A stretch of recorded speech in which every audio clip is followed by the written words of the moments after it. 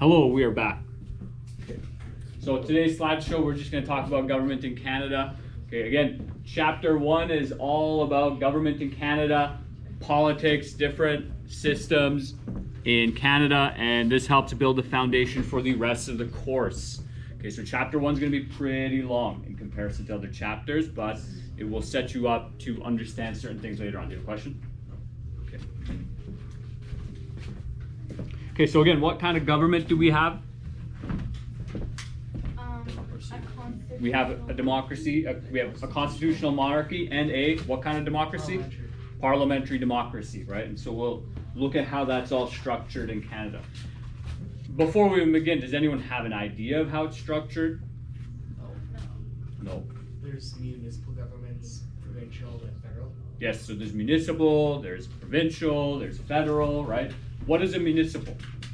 Cities. Like a town, a city. Provincial is our province, federal is the country. So for the federal, the bills start at the House of Commons, and then once they're passed, they go up to the Senate, and then it passes and becomes an actual Yeah, that's kind of the skeleton of it, right? House of Commons. And we'll get more into that in more detail later. Okay, but that is good. Okay, let's continue. Okay, so Canada is a federal state, parliamentary democracy, constitutional monarchy. Okay, so we've already discussed the other two, so maybe you don't want to take a note on those. Okay, but a federal state, so we have a central government, which is our federal, and then we have local governments. And each of these governments has different responsibilities, has different duties to one another. Okay, they're in charge of different things. Okay. In a democracy, a parliamentary democracy, just to remind you, we elect people to represent us in our, government institutions. Okay, so there are various levels of that, various types. There's also even community halls, right? Are any of you aware of your community hall? Or your local community, right? So maybe there's events going on, there's a leadership system in place in there as well, hopefully. Sure, if you play Clash of Clans, right? Constitutional monarchy, so this is a bit of an old PowerPoint, but there is a monarch at the head of our governance system who nowadays mostly is just figurative, right? Don't think King Charles will be, putting out an executive order and telling all his peasants to, do things. Well, to be fair, He is King Charles, right? So maybe he could, but I don't think he would. Okay. What was that? What? I don't know. I just was. Okay. You glitched. Okay, there's also First Nations, Métis, and Inuit types of government as well, but here you have all the provinces colored and territories as well. Okay. So there is one federal government in Canada. Canada's kind of playing with this idea of, how do you have two sovereign governments in one territory? Right, and so with that discussion previously of First Nations, Métis, or Indigenous governments, how do you have two sets of rule-making, law-making, and law or peacekeeping, let's say, right? So far, I would say we have not found an answer to that question, but the responsibilities at the national matters, people who get represented, people who represent us at the federal level, they're called MPs, members of Parliament. This number could be a bit outdated, number of representatives being 338. I don't know if you necessarily need to write this down, but they are located in Ottawa, in House of Commons, as you mentioned. And the leader at the federal level is known as the Prime Minister. Okay. By any chance, have any of you met Justin Trudeau? I met Rachel Motley. Okay, how'd that go?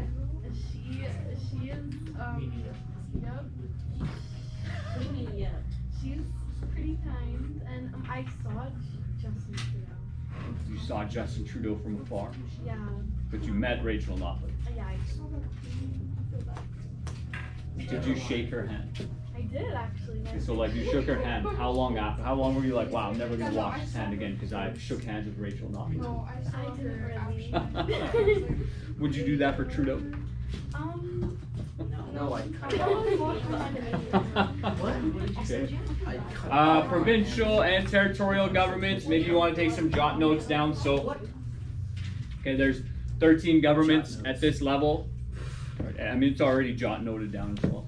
Maybe you want to take a screenshot, but like with your mind, right? So just blink really hard. Okay. They cover issues at the provincial level or territory, right? And those slightly differ. I believe this PowerPoint will go into them. They have different names. I don't think the names are that important to remember, particularly, it's important to note that in Alberta, they're referred to as members of Legislative Assembly, the MLAs, okay? You can always write your MLA a letter, and maybe you should, okay? They're assembled in the capital city. So what is Alberta's capital city? Edmonton. Edmonton, that's nearby, okay? And they are known as premiers. Who's our current premier? Danielle Smith. Danielle Smith from the Conservative Party. UCP, United Conservative Party, right? Previously it was Rachel Notley, right?